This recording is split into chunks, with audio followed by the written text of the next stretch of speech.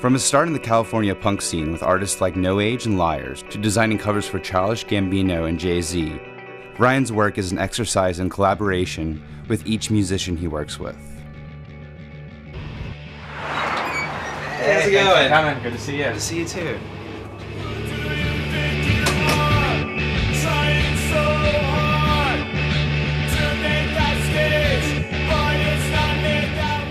I got into playing music through looking at album packaging.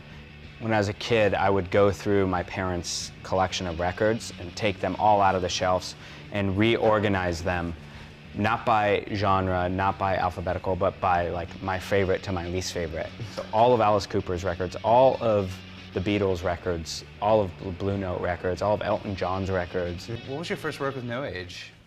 The first project was a series of 5 EPs. The idea originally was the songs were all written as an album, but instead of releasing it like as one record, was to break it into 5 records, and each record would come out on a different label. So there were 5 different labels, 5 different covers, but with the reverse side having a typographic element that spelt out No Age, kind of like made them this cohesive thing.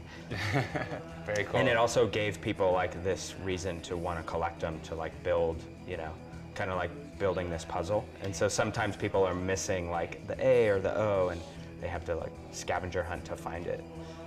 And also in the era, you were, working with the Liars as well. Why am I forgetting the name of it? Sister World. Sister World. Yeah. Thanks. That one was also a really complex production. We started from this moment of conceptualizing what the record was about.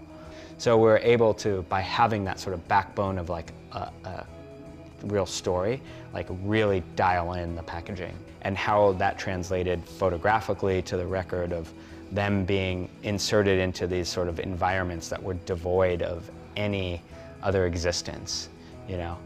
And the record came with a second CD of bands covering the record.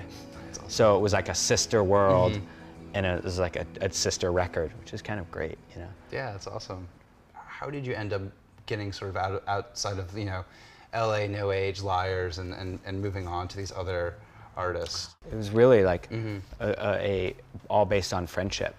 Even down to the Jay-Z record is with Willow Perone, you know. He saw the Liars Sister World packaging, and it was from that packaging that it was like, oh, you would be great for this Jay record.